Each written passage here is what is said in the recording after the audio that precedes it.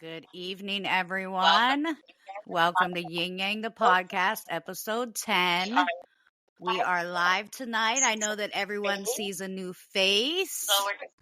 So we're just going to start with saying that we do have Miss Cassandra on the live with us tonight, who is Homegirl's Homegirl on both TikTok and Instagram. So please go follow her, hit her up, talk to her if you need anything. Hello. So we're going to, before we start, at the beginning of every podcast, we play our disclosure to make sure that everybody knows.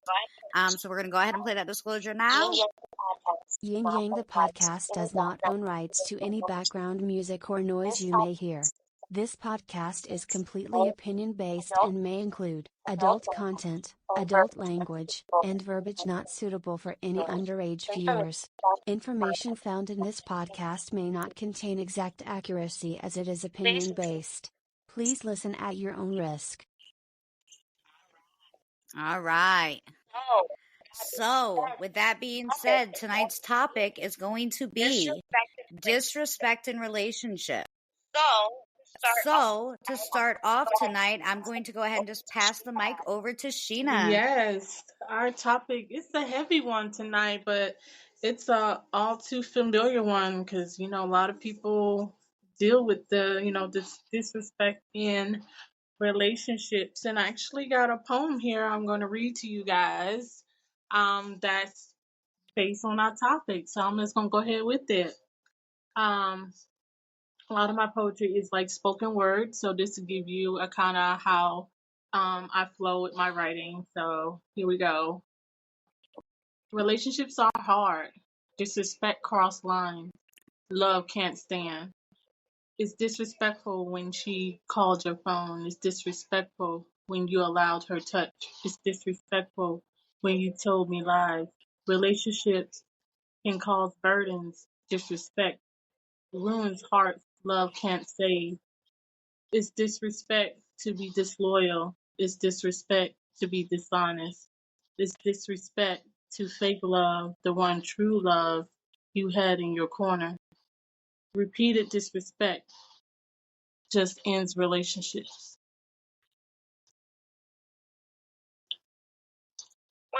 What do they do in the And that's the truth. in the poetry read? Snap the fingers.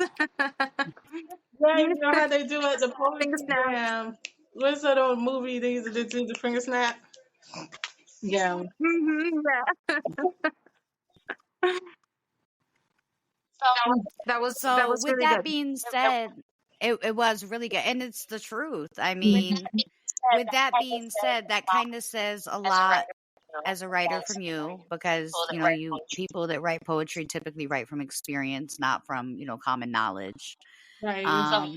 So what do you feel is the most disrespectful thing that you've ever dealt with in a relationship then?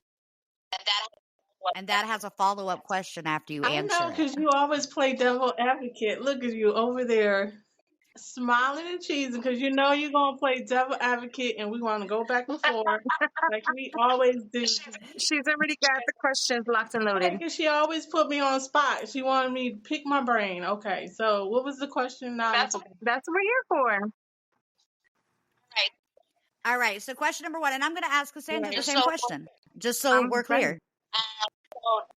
So the first part 1 of the question is, what is the worst disrespect that you encountered in relationships? Well, I would say like one of the worst in my book is I'm really big on honesty. Like, I mean, being truthful. So one of the big ones, like I guess in my book, would be being lied to because, coming from the past that I came from, it's like I had real bad like trust issues. So one of the ones is just that loyalty, disloyal, dishonest. So it's like that's what leads to the Okay. disrespect. But I guess, are you talking about like, overall, or like certain instances, like, what something happened to me that I was like the ultimate disrespect? Um, I guess it would be like my ex. The only thing the one thing above all is I was gonna go ahead and say is when my ex cheated on me and then had a baby with the girl. So that was like the ultimate incident that happened as far as disrespect. Okay. Now, what's your follow-up? Part 2 of the same question. Why did you stay with them after that happened? Ooh, Ooh, she digging deep. Mic drop. she going real deep. Listen, I'm going to answer the same question, y'all. I So promise. get your answer ready. Just go ahead and get it ready. So she gonna Oh, I'm ready. hit you too next. Um, I am so ready. a lot of people relationship, like I said with the poem, like relationships are just hard because it takes a lot of give and take. And then like when you, I guess, give your all into a relationship and you give your all into that person and you see something in them or you see yourself, you know, I guess being in a future with them, or you in love with them, or you love them to a certain extent, then you want to hold on to, whatever it is that you have or had with them. You remember the good times, you remember this and that and third, especially like if you came from like, a background where you feel, you needed that person or you need that person to, not survive, but, feel like, and you're in your safe spot. So a lot of times I think, and I know it's like with me, I find myself in the same predicament, is like you want to hold on to that because you don't want to, something different. You don't, it's the same. You're comfortable. You don't want to let go of that comfort because you're scared to go to the unknown. So you put up or you deal with disrespect, you deal with different things until you get strong enough to let go. And I know you got another follow-up. I'm not laughing at you. I'm not laughing at you, Sheena, I promise. I am laughing at Amanda where she's already ready. I got a part What 3. was with the part 3? Listen, because it just came to me, and that's how it's got to flow, man. Because now we're all invested in this situation that happened with this ex man, and so I need to know what was the final straw. Like, how far was too far for you to be like, okay, you know what, I can't do this anymore. When did or what happened to make the how far is too far happen for you to finally say, you know what, I washed my When hands. you get tired of being sick and tired, like at some point, and this is what why I preach and work so hard. And I'm not talking about all. I'm talking about that direct That's the right. situation. The person that had a baby on you.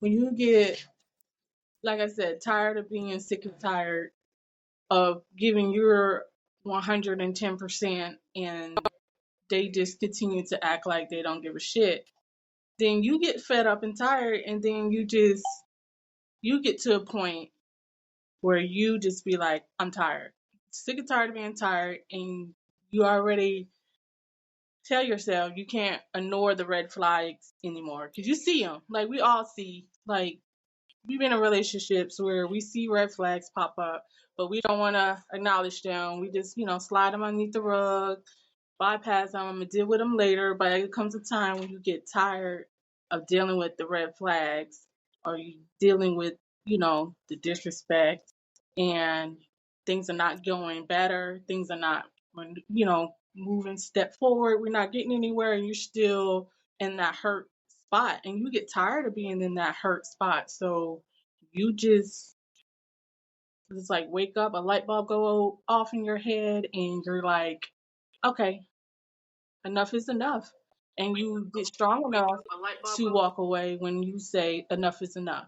And that's why I preach and go so hard in my life coaching with self-love, because I've been through that. You got to love yourself enough to know when to say when is enough, that you're not going to put up with it. You're going to demand more respect, and know that if you're not getting the respect that you need, or you didn't had enough of the disrespect in your relationship, that you know when to walk.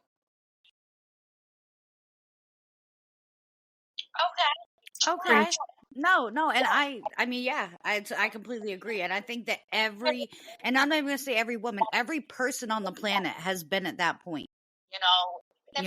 Even if it was something that for some people may seem frivolous or something like that, like even in high school, you get to a point where you're tired of the disrespect that you receive from somebody that you think you're building with. So I completely agree with you, Sheena. And guess what? You don't have to feel like the victim anymore. I'm going to move over to Cassandra and ask her the same questions. Cassandra. Okay, so the first question being, what do I consider to be one of the most disrespectful things, right? That has happened to you. That has happened to me. I think we all can agree with what Sheena said, the lies, right? Of course, the lying, the cheating. Those are just like common. I feel like those are almost not even like opinions that those are disrespectful. It's more like a fact, like that's like crossing a line, right? Unless you're in an open relationship, that you would see that as crossing a line. So I would agree with that. But for me, I kind of also take it a step further. And to me, one of the most disrespectful things you can do, really, to me, in any relationship, whether it's a friendship, a boyfriend, a husband, a coworker, for me, is cursing at me. I have a really it's almost like a pet peeve of mine. Where if you curse at me, I'm not saying you can't curse in front of me, but cursing at me, to me, is crossing a line. I'm not okay with that. I always give credit to my parents. My parents weren't cursers, and that's not why. It's that they never cursed at me. So the way I always saw it is, if my parents don't talk to me that way, no one has the right to talk to me that way. And I always felt like that from a young age. And I remember when I was younger, I had a boyfriend in high school, and he cursed at me. I was ready to leave him. I was ready to break up with him because of it. My mom, however, encouraged me to stay with him now to defend my mom, because I know some people are like, oh, they're going to come for my mom. Do not come for my mom. My mom has been on disability for a long time. She has been physically sick for a long time. And unfortunately, especially this is over 15 years ago, they didn't know how to treat it. So they just medicate. So to me, it was the medications, because she would have never normally have told me that. She would have encouraged me, like, leave him. But she was not herself.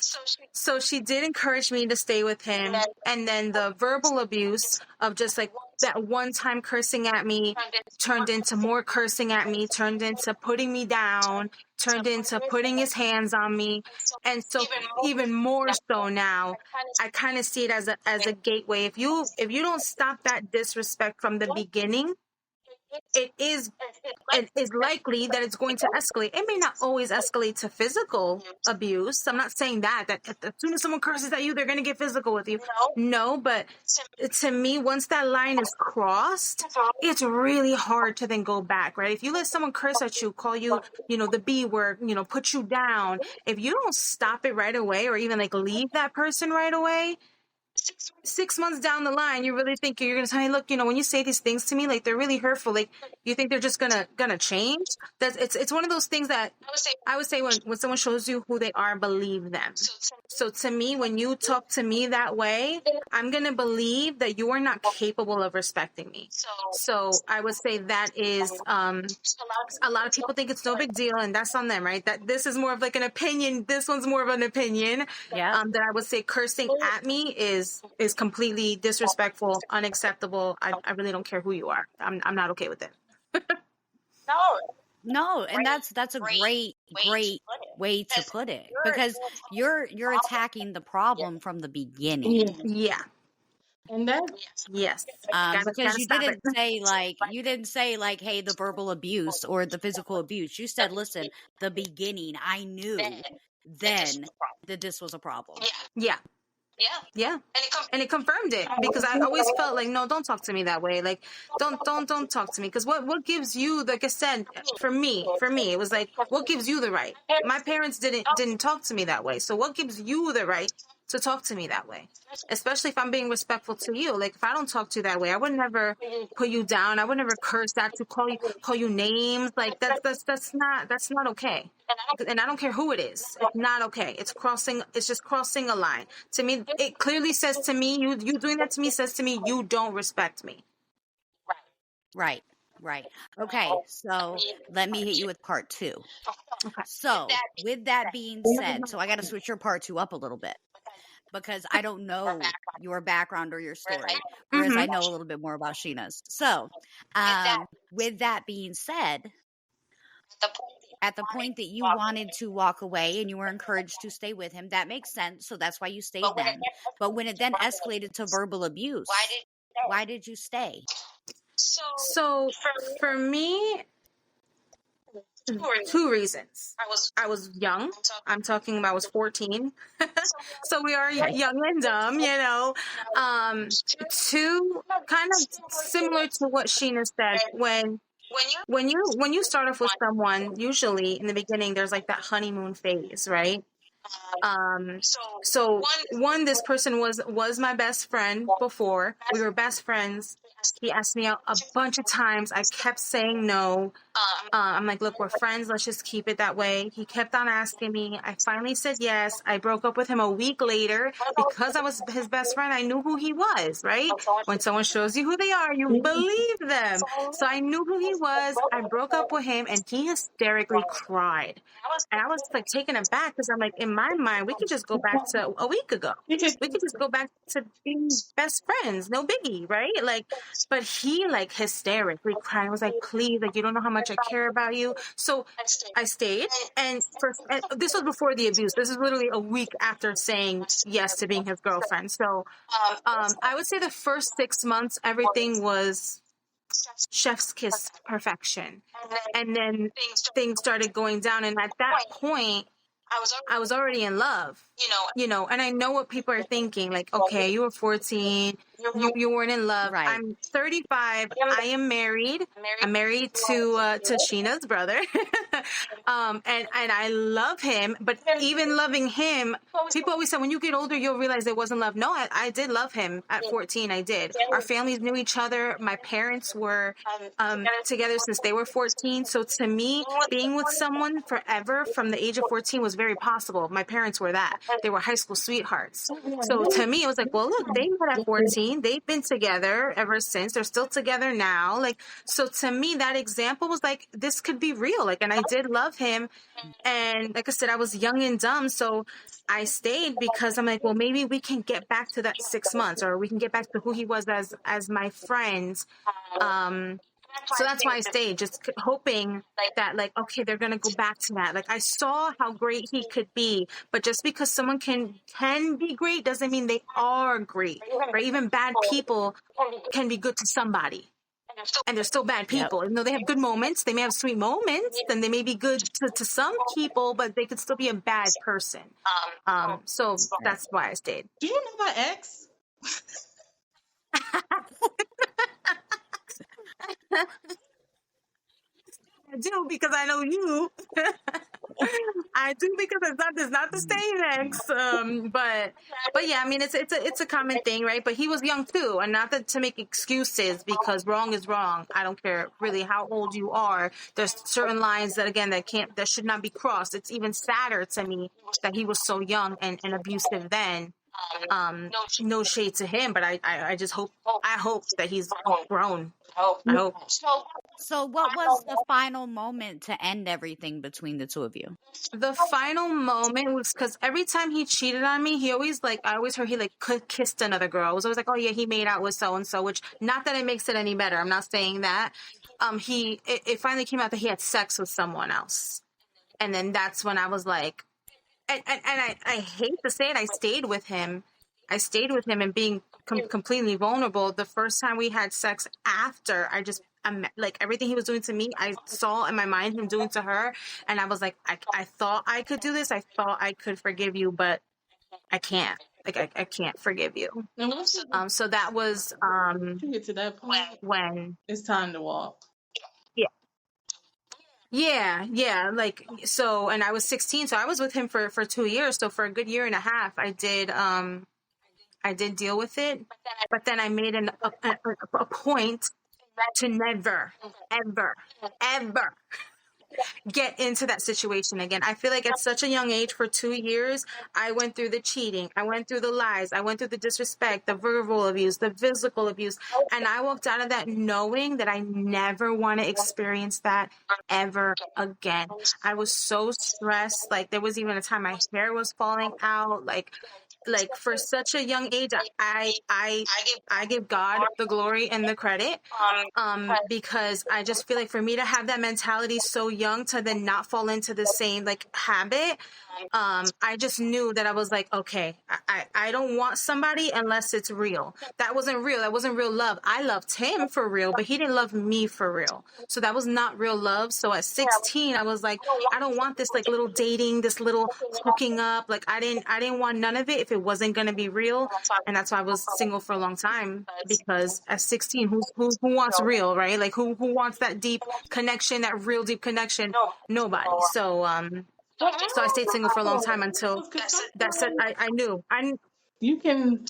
I didn't hear that, Sheena. Oh no, I'm just saying. Sometimes if you meet the right person at 16, or you can, feel that way, but it has to be genuine on both sides.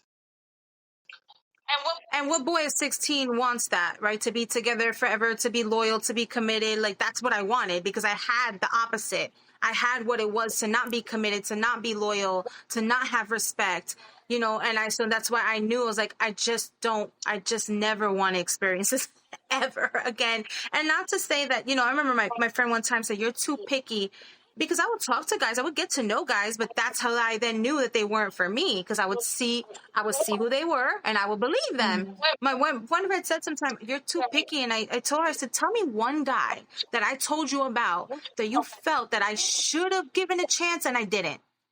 And she stayed quiet because there was no one. I was like, exactly, there was nobody, girl. I'm not gonna date someone just for the sake of dating someone. I'm good. I could do bad all by myself. I want to play devil's advocate now.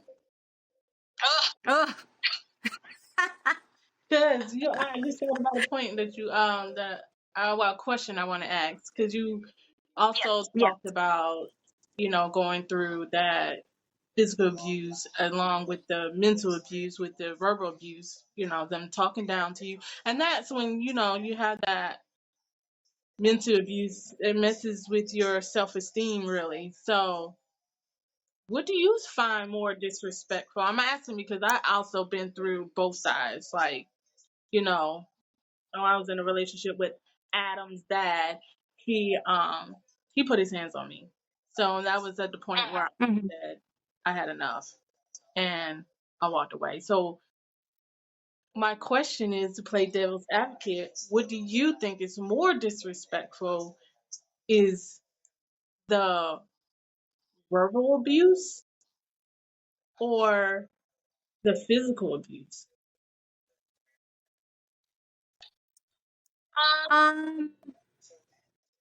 That's a really hard question to answer. Can I chime in? Yes. Okay. So, and this is just my opinion. I too have been through both sides and both aspects. So I can tell you that physical abuse, I bounced back from really fast. And this is just me personally, because it's a physical scar. It happened. I move forward. Verbal abuse sticks in your head. You might be able to forget that person put their hands on you, and you might be able to let that slide. but every time you look in the mirror, you're going to remember when they called you ugly. You're going to remember when they told you were too fat. You're going to remember the times they told you were too stupid to understand what they were saying to you. Verbal abuse hits you on such a different level. And I'm not saying physical abuse has no toll, but verbal abuse sticks around a lot longer than the physical abuse does. And that's just my opinion. It did for me. I don't know about other people. Yeah. So that's just my opinion on that. I agree. I would, get back from. for me, I would say in my book they're kind of equal, because, and I think for me, I was a little more I don't want to say stubborn, but I didn't really let, like, the cheating hurt me probably more than anything, more than the physical, more than the verbal, because every time he apologized and he told me he was going to change, I truly believed him. It wasn't like I thought, no, you're not, and I stayed with him. I was just like, okay, like he said he's gonna be better. And again, because I had that 6 months of just like perfection, we were best friends before that, I knew how great he could be, so I'm like, okay, we're gonna just go back to that. So I would say everyone is different. I think it's also the severity, right? Somebody who got stabbed 16 times might say the physical abuse more than the verbal abuse, So for me, to be honest, the thing that bothered me more than anything was the cheating, because every time he apologized, I truly forgave. I wasn't that girl that was like, okay, I forgive you, but then kept throwing in his face. Or when he said he was going to go out, you're going to cheat on me, aren't you? Like, I wasn't. When I forgave, I truly forgave. I truly moved on. I didn't hold it against him or over his head. I didn't bring it up. Like, so every time it was like a wound all over again, when I'm like, wow, like, again, like you told me you were going to change. So for me, I definitely think everything's different. But when I think of other people in the past and what they've said to me, I do agree with Amanda, that does stick, which I hate that it stuck, but it does. I do get it. The verbal abuse does kind of stick, have a long lasting effect. All right. So I guess since I hit y'all with those questions, it's my turn to answer It is them. your turn. All right. So a lot of my followers don't really know a lot about my past relationships. The two on here do. So this isn't going to come as like a big shock to them. But trigger warning for all of those listening. So the worst piece of disrespect I think that I ever dealt with, that I felt was the most disrespectful thing I ever dealt with, is in my marriage. I was sitting at home, waiting on my anniversary dinner. I got all dolled up. I looked all perfect. I was ready to go, hit the town. And now, mind you, I didn't go out a lot. I was in the house a lot. I worked a lot, and I focused on chasing my dreams and things like that. So I didn't go out and do a lot of things. So I know what sounds dumb, like going out to eat to dinner to some people. That was a really big deal for me. I don't do really well out in social settings a lot. So I was super excited all day long. And then 5 o'clock came. And then 6 o'clock came. And then 7 o'clock came. And I was like, okay, well, and he wasn't answering his phone. It was turned off. And I had no way to get a hold of him. And so I called his sister, who only lived like 20 minutes from us. And I was just like, hey, I was just wondering if you heard from so-and-so. And she was like, no, I haven't. I'm so sorry. And I was like, no, it's okay. No big deal. I just want to see if he was safe, but thanks. And I got off the phone. And then I was bored scrolling, what we do, scrolling on Facebook. And she was live. And she was just live. And she was like recording her TV because it was playing like some kind of Christmas movie.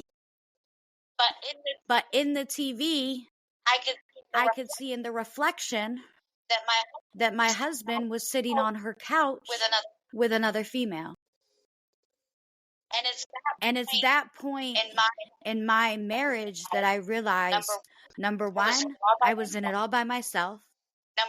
Number two, he was clearly doing whatever he wanted with no regard to how it made me look or feel. And three, his family knew. And for me, the reason I say that's the most disrespectful thing I've had to deal with is because I can deal with a lot of things, but I'm a very private person. So you're not just out dogging me out and making me feel like crap and having to deal with it. You are doing it in front of people that smile in my face and tell me that they love and care about me. Yeah. So for me, that was the ultimate disrespect. So question number 2, why did I stay? Well, and this is deep rooted, and I don't know how many other people will relate to this, but I'm just going to put it out there. I grew up a girly girl. I also grew up, and anyone that knew me growing up knows this. I grew up the fat, funny friend. I was always overweight. I didn't know how to do my hair. I didn't know how to do my makeup.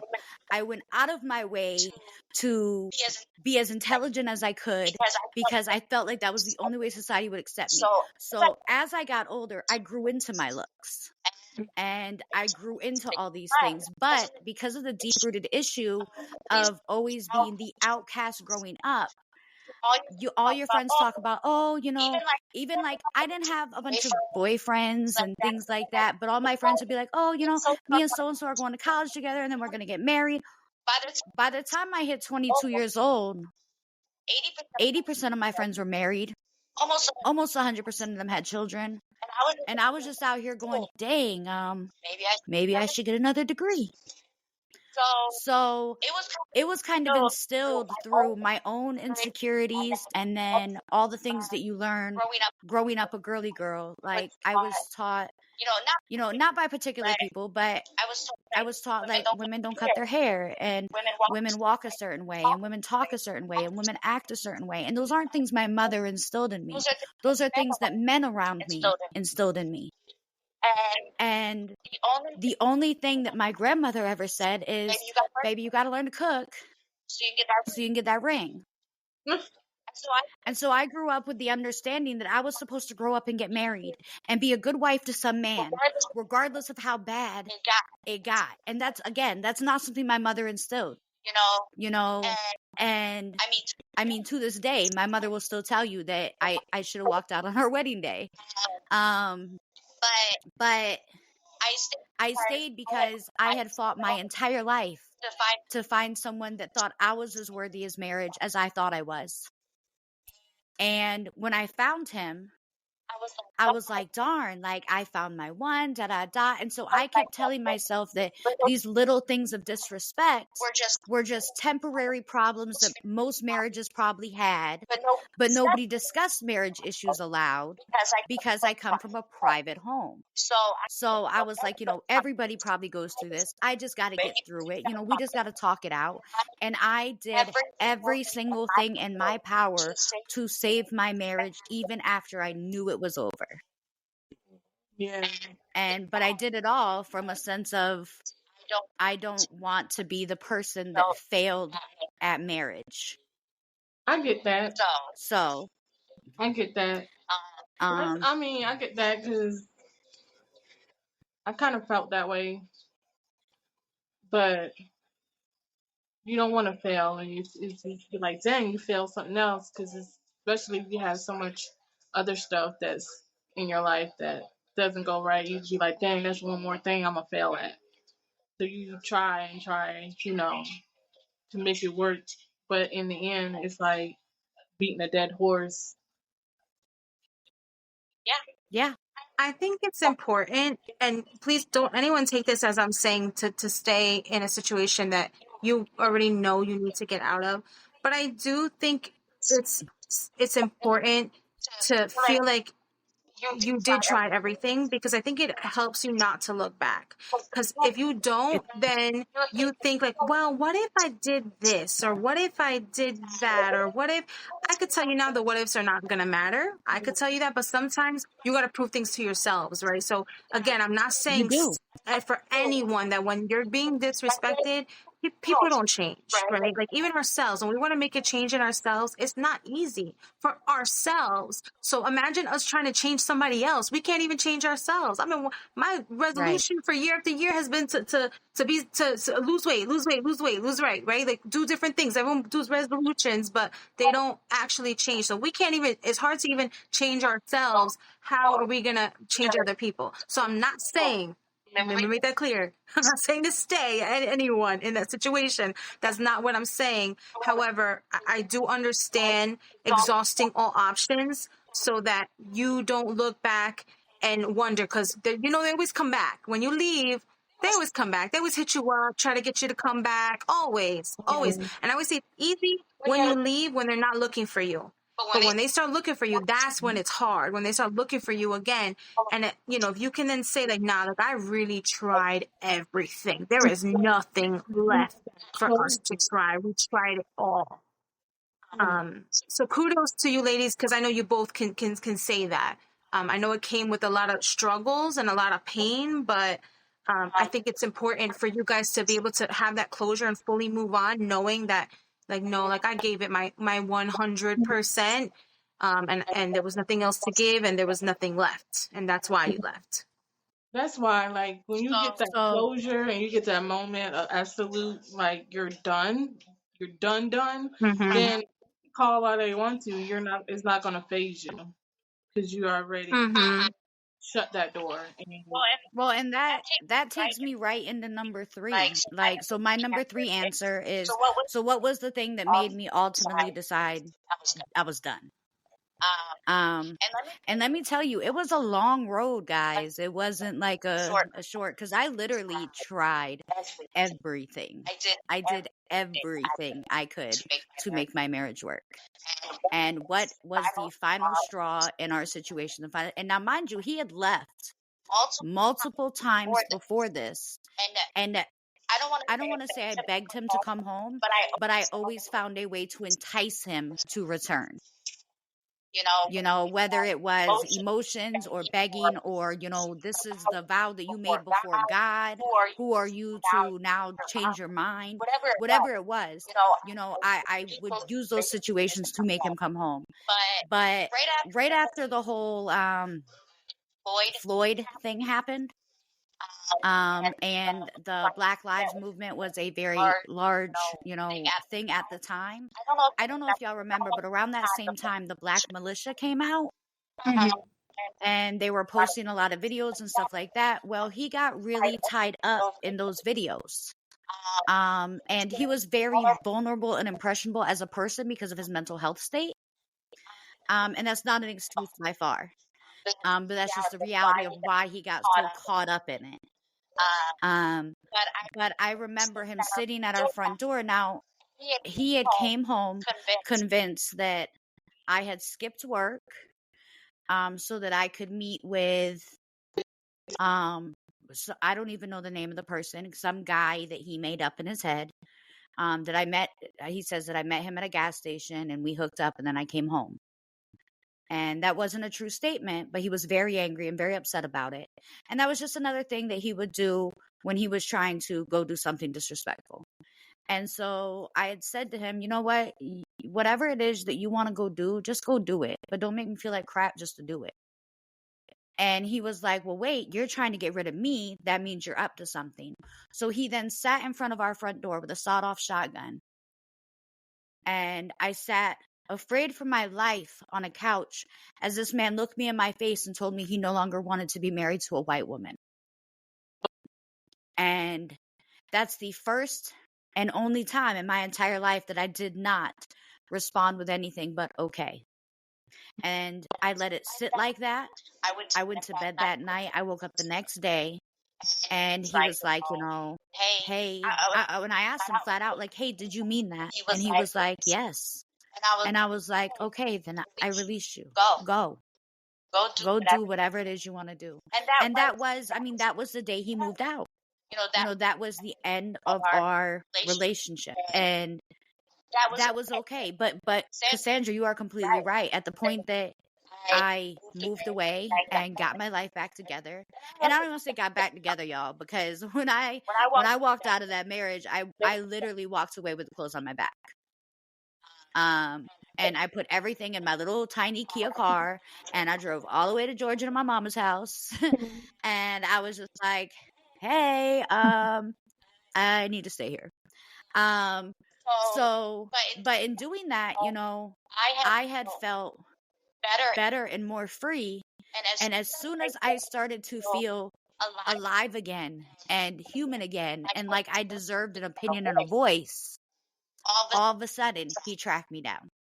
And all of a sudden he was like, listen, I wasn't in a good headspace. I have some mental health issues, da. And I was like, no, because no matter how hard after that point that you have been that hurt, it will never be what it was before. Just like the same, when you throw a wine glass, it's going to break into a million pieces. And you can glue it back together, but it's still never going to hold the liquid or the foundation that you need it to for a strong, healthy marriage. And at that point, I was done. But if I hadn't exhausted all those options prior to that day, then I would have let that man say that to me, and I'd have got up the next day and I'd have made his breakfast. Because that's who I was as a person. But with that being said, guys, I have a new question. I have a new question too. Okay, do you want to do your question first? I do. It might be the same as mine. That's why I said that. Yeah. My question is, I know for me, I can never tell you the answer is yes. But you guys, and even for the people watching, were there red flags early on? Or were you completely, truly, let's be really, I know you guys keep it real here. So truly keeping it real, were you completely blindsided by the overall disrespect, whether it was the cheating, whether it was the lying, whether it was the physical or verbal abuse? Were there any red flags in the beginning that in hindsight you're like, you know what, I should have paid attention to that red flag? Go ahead. I'll go first. I'm gonna be real. Yeah. And I'll explain a little bit, because there's no shame. I'm human. I make mistakes, and as I say to everybody all the time, this is a no judgment zone. We're gonna be real here because it's gonna help somebody. Mm-hmm. That's right. I moved in with this man after he came home from prison. We knew each other prior. We knew each other for years prior. He knew my family. And I knew his. So when he came home from prison, we moved in together. And it wasn't long after that I started to see little signs, like the fact that he told me that Black people couldn't have mental illnesses. And so I was like, oh, I didn't know that mental illness chose certain races. But, and then as time went on, even prior to us actually getting married, he was accusing me of being in the FBI. And for those of you that know me, I thought it was the CIA. Anyways.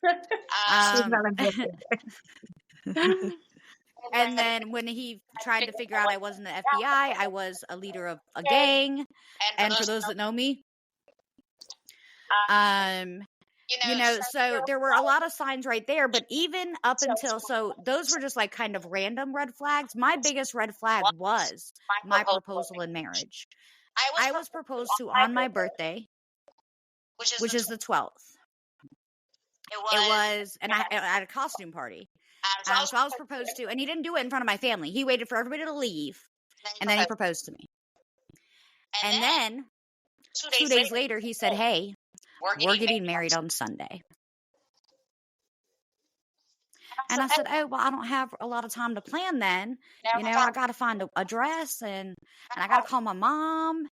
And he was like, no, we're going to do it without our families.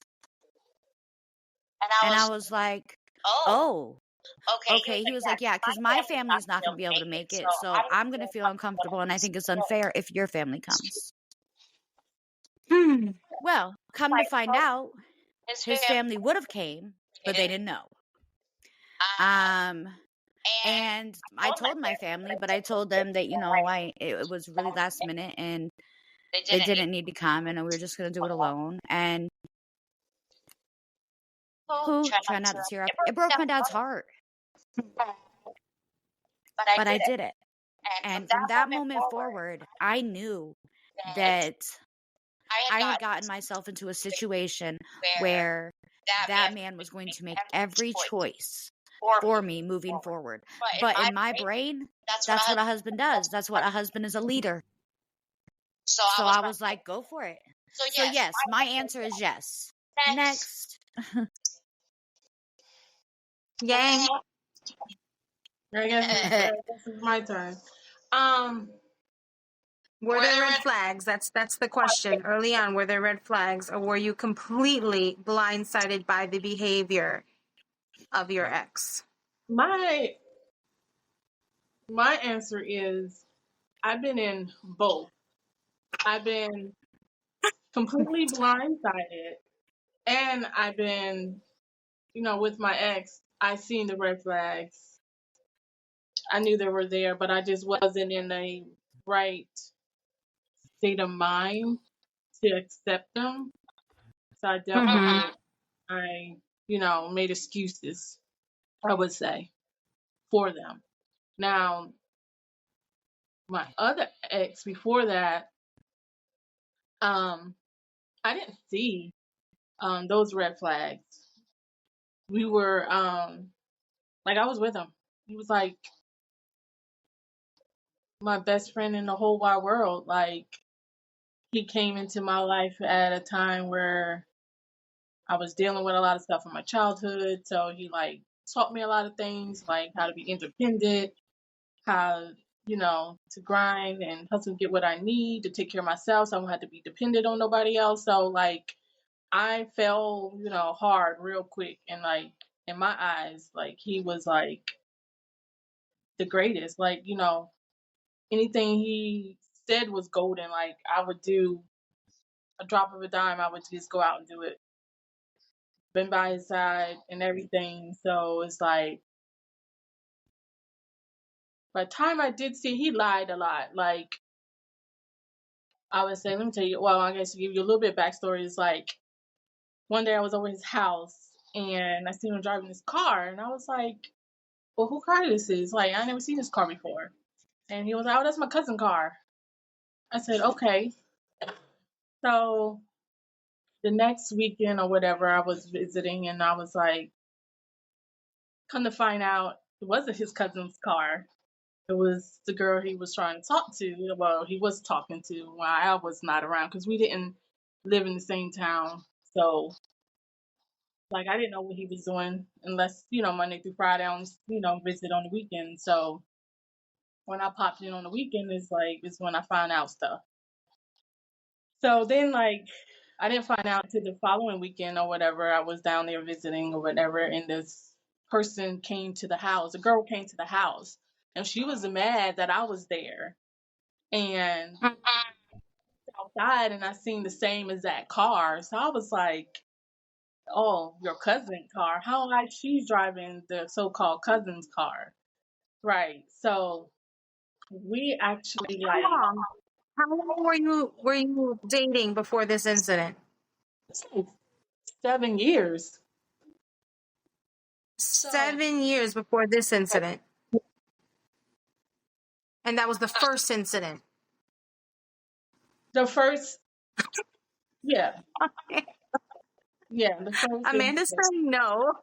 Hold on. Are we talking about the guy whose name begins with a T? Yes.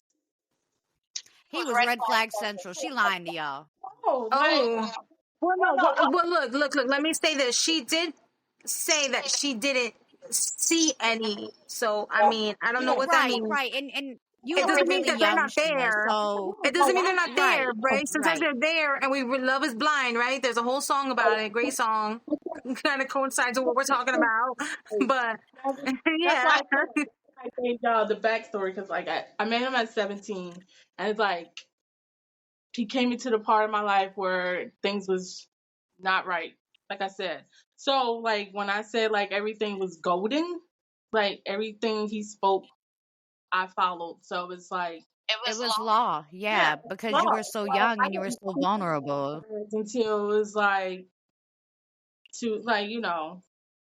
I didn't see the red flags as far as like the physical abuse that he put me through, because it would happen that like I would have never thought he would put his hands on me.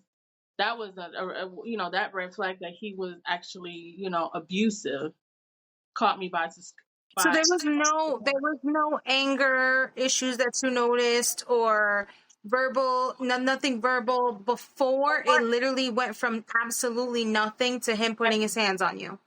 when I would come into town, it's red carpet treatment. There was red carpet treatment when I was around. So that's why it's like I didn't see the red flags. And then that night when Yeah. I saw him in that car and I started putting my mind started, going, I started putting two to two together. And I was like, okay, I'm not cool with this because you just got caught in a lie. Then he was like, oh, so you wouldn't. I was ready to leave. I was ready to be like, I'm done. I'm not going to put up with that anymore, because I was already on the verge of being done, because a couple months before that I had gave him an ultimatum because I wanted to move and I wanted to settle down and move away so we can build a life together, and he just was like not ready to do that, not ready to take that step of Girl, that. that's a red flag. Oh, That's a red flag right there. After 7 years, after 6 years, because that's okay. I can see how you didn't see the red flags, because that is a red flag. It's not, you're not talking about 6 months. Yeah, we're together. I was so tied up that like that part I didn't see or didn't acknowledge those red flags. Red flags. Yeah. So it wasn't until like he put his hands on me that I was like, okay, red flag. Well, I never like would have suspected. Like that's something I wasn't, that's why I said that one was unexpected, because I would have never suspected it to go that far that it did. What about you? Because Cassandra, your situation that you speak on is from when you were really young. So do you feel like you saw the red flags even as a child? And I don't mean child in a negative or derogatory way at all, but do you feel like you saw those red flags as a child, or do you feel like you were kind of blindsided because you were so young and he was your friend? So I was blindsided with how far. I was more blindsided with how far it got, because our families knew each other. Like, we even shared a cousin, which sounds weird. We weren't related, but like his aunt, so his dad's sister, had a relationship with like my second cousin, and they had a baby. So technically, like, that baby is his cousin because it's his aunt's son, and it's my cousin's baby. So Let me see your second our families, like, because our families were so tight, I think that alone made me feel like that he would respect me. However, 100%, I was his best friend. I knew all the girls he played out. I knew all the girls he liked. I knew a lot of what he was doing as far as cheating wise. I would say the verbal and physical abuse, how bad it got, was a little surprising, but that's why I kept saying no to him. He kept asking me to be the girlfriend. I was like, no. That's why a week later, I felt it in my gut. I felt it in my gut that I made the wrong decision. I was like, nah, let's just be friends. Let's just go back to, let's hit the rewind button to a week ago where we were still just friends, and let's just still be just friends. So absolutely, the red flags were there. Like I said, not so much the physical and verbal abuse, but the disrespect, the cheating. I already knew he cheated on every girlfriend before me, like, and that's why I kind of wanted to just like, let's just stay friends. I knew the friendship was going to be ruined. But yeah, definitely red flags were being waved. Okay. And I'm still going to ask my question. It's going to take us a little bit over, Please. if that's okay. So my question is, now, as a seasoned, mature adult, what do you feel is too far in disrespect? And I'm going to go ahead and answer first. For me, at this point, if I come to you with anything and you talk me down, You gaslight me. You tell me that you're not doing it. Now, if you're defending yourself saying, I apologize, that's not what I meant, that's different. But if you flat tell me that my feelings are invalid because you don't feel like you were doing it, that's disrespect. And I can tell you right then at that moment, if there's not a discussion and an apology that brings the entire situation out, I'm out the door. I'm done. As me as an adult, and maybe it's because of what I've been through, but me as an adult, I don't have time for all that. I don't want to be your friend.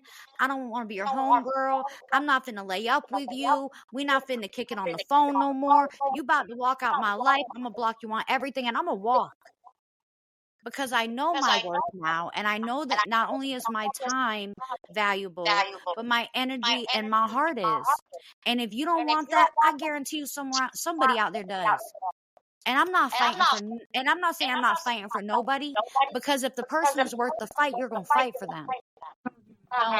But I'm not going to allow someone to disrespect me or put me down in order to keep them in my life. It will never happen again for me. So how far is too far, in my opinion, is if we have the conversation and the situation continues. So how far is too far for you now as an adult, Cassandra? Well, I will say it is, disrespect looks different when you're in a respectful, loving relationship, right? There's still lines that are going to be crossed because we're human. There's still arguments or disagreements, I should say, that are going to happen because we're human. So I feel like when you're with the right person, the severity of the disrespect isn't as high as the situations we previously talked about. My husband now he's amazing. I could sit here and rave about him forever. But there are still, of course, like little things that I'm like, hey, I don't like that, right? But they're like silly little things. He has a tendency, he's always moving around a lot. Like, so for me, it's like, don't walk away while I'm talking to you. Like, I'm trying to talk to you. He's like, yeah, but you talked to me while I was already doing something. So I'm like, okay, but then you just like stop moving. So the like I said, the severity, those seem like little things, but that's how it should be. That's how it should be. That's a healthy relationship where it's the little things that are disrespect. I always told him a pet peeve of mine is if I'm asking you something, do not, even as if it's, hey, what's wrong? He like most men, they internalize their emotions, their feelings, their thoughts. And I'll be like, what's wrong? I can see it in his whole demeanor and everything about him that something's wrong. And that's why I'm asking. And he'll be like, nothing. And I'm like, don't tell me nothing. So I'd rather you tell me, hey, look, I really don't want to talk about it right now. But don't tell me nothing. Don't look at me in my eyes and lie to me. And I know that's not the intention. I know he's not trying to lie to me. I know it's not that he's hiding something from me. It's not. Trust me, it's not that. It's not that. It's just that he's just a man who keeps everything to himself. So it's like pulling teeth. So that is the disrespect that I guess in a sense I view as disrespect. Still the cursing, which we don't curse at each other. Yin and Yang can attest that I hardly curse at all.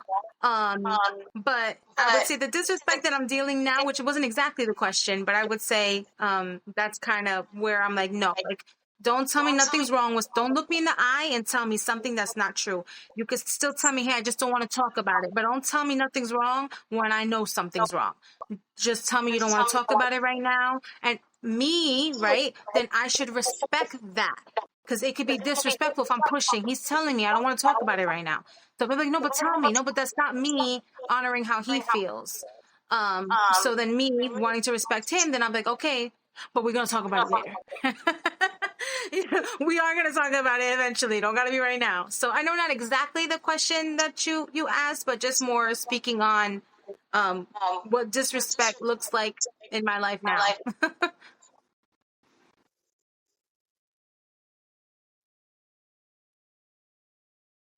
I can't hear you. I don't know why my microphone turned off, but here we are. So all I said is it makes sense that would be your answer because you are a married woman now. Mm-hmm.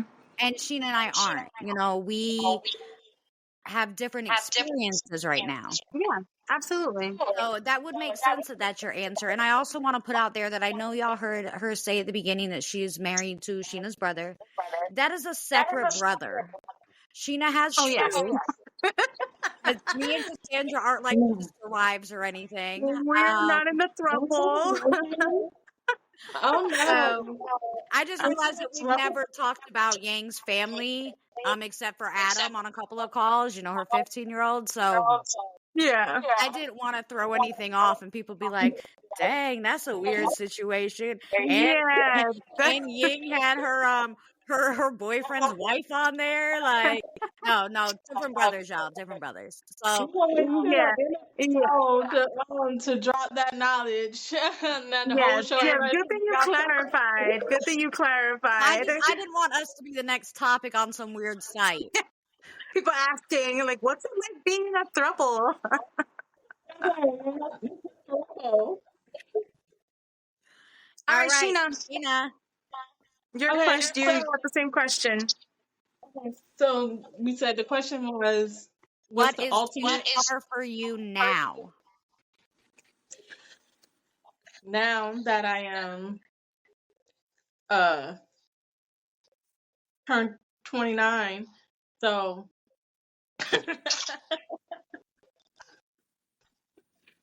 now that I'm a 29-year-old, I'm mature, and I guess, you know, I'm a person that I do give a lot of second chances. So I know that about me. But second or third, fourth, fifth, sixth? 27. We don't want to go there. We're not going to go there. See, those are the olden days. Okay, we done matured up from that. But I'm just going to say, like what I need now is like open communication. So ultimate would be too far for me now. It's like, and it's hard for me to, you already know, y'all know me. It's hard for me to talk about, you know, my feelings and what's bothering me, or I'll just keep it on the side until it's like festering and it begins to, you know, volcano eruption, and then it blows out of proportion, and then, you know, everything is all chaotic. And then he was like, well, you should have been said something. Well, no, I didn't. I let it fester.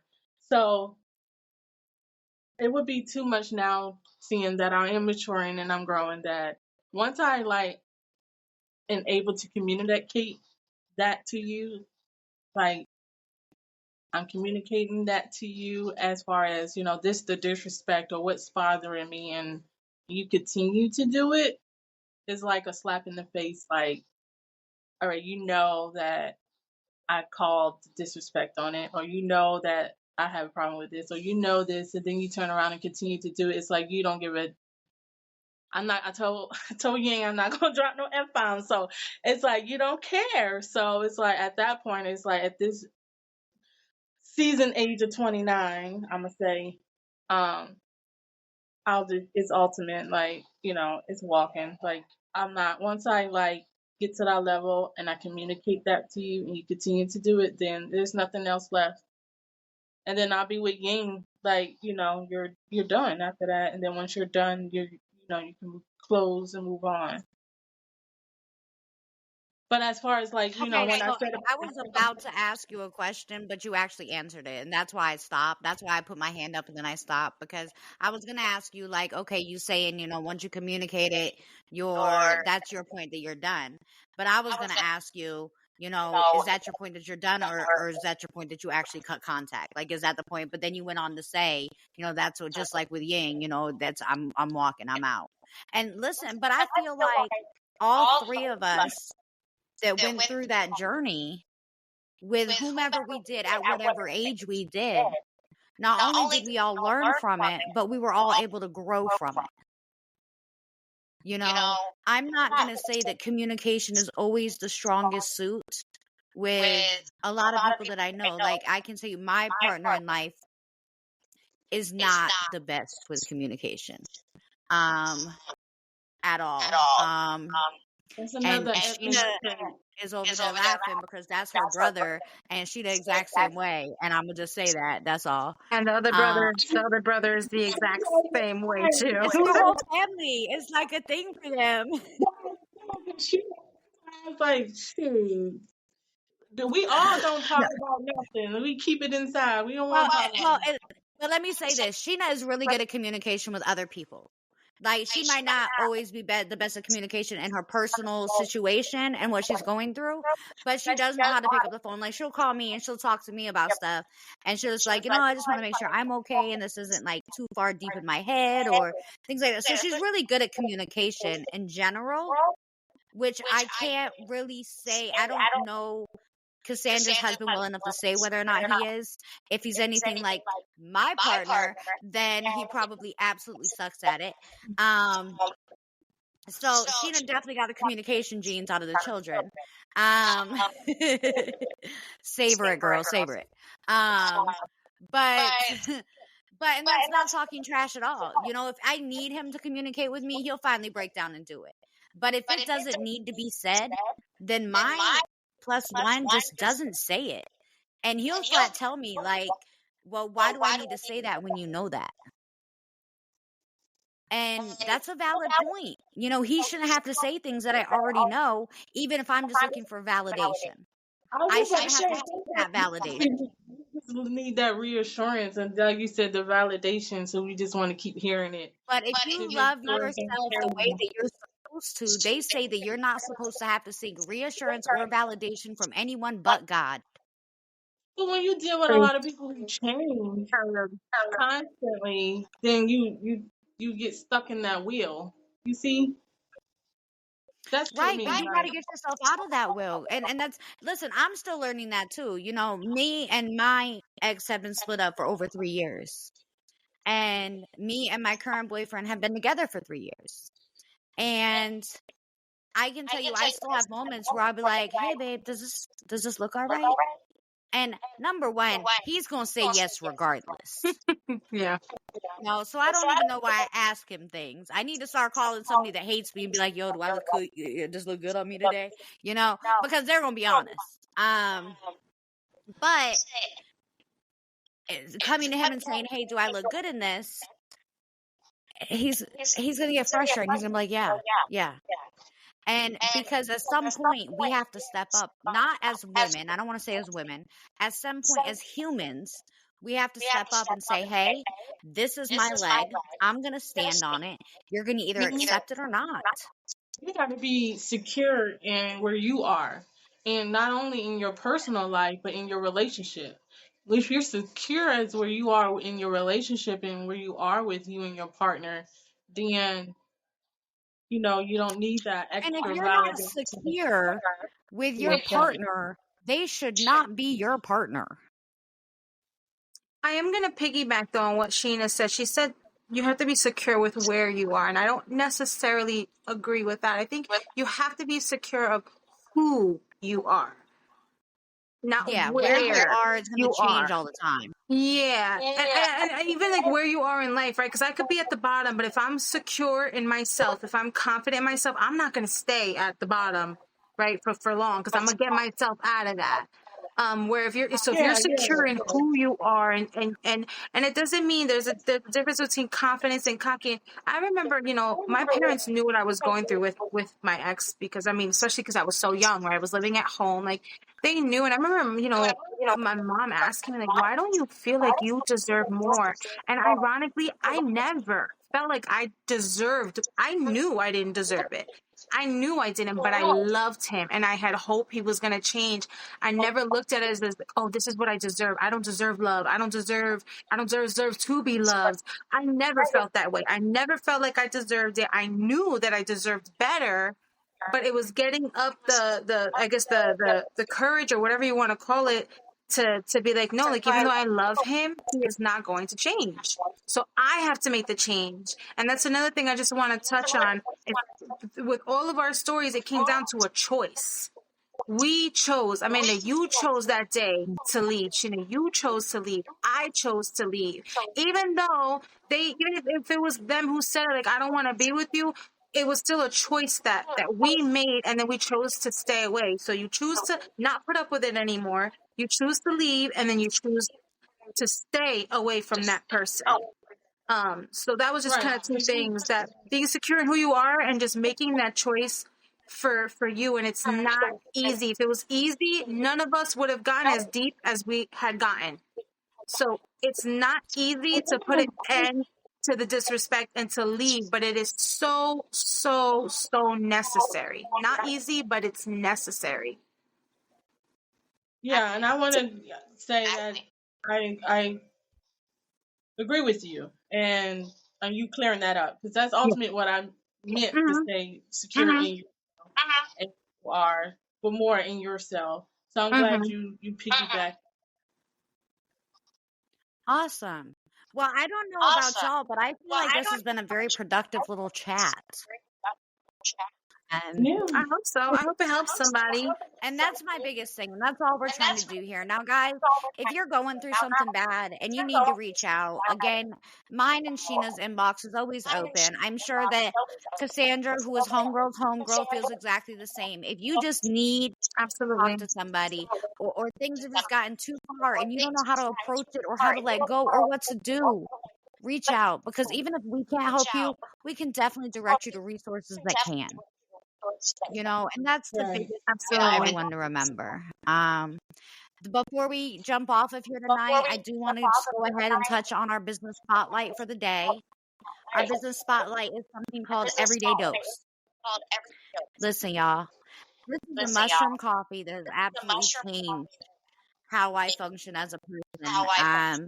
And with the ADHD that we can all see that I have as a person on a constant basis, especially on here, I want to point out that this coffee helps you focus. It helps you with energy levels. And I don't know about other coffee drinkers, because I'm a coffee drinker that'll drink coffee on and off all day if I have to in order to get through the day. But there's no caffeine crash with this coffee. And that's the biggest thing for me that was important. It doesn't have a horrible taste. I don't know how many people have tried it, but I just want to say Everyday Dose, if nothing else, is worth the trial box. It is definitely worth taking the time to try it to see if it does work for you. You won't see a big effect the first 2-3 days, but by the time you hit day 5, you're going to feel it, you're going to see it, and it's worth the $30 to try it. So I just want to throw that out there. Go do your own research. I always encourage everyone to look more into it. Make sure you're not allergic to anything. Make sure that this is going to fit you, your lifestyle, and your needs. It's just something I prefer to do over taking medicine. So, everyone do what you need to do after consulting with your doctor. Don't take my advice. I'm not a doctor, people. I'm in property management. So don't take my word as medical advice. Don't take mine either, because I get mine from the aliens. Well, with that being said, y'all have a great night. We will see you next week live at 11. And just keep in mind, Yin Yang the podcast is 2 people, 2 opinions, real talk. Real talk. Bye-bye. Bye, y'all. Thank you guys for having me. Yes, thank you so much for joining us, Cassandra. It was so much fun. I love you guys. Thank you guys for listening, wherever you're listening. Y'all have a great night.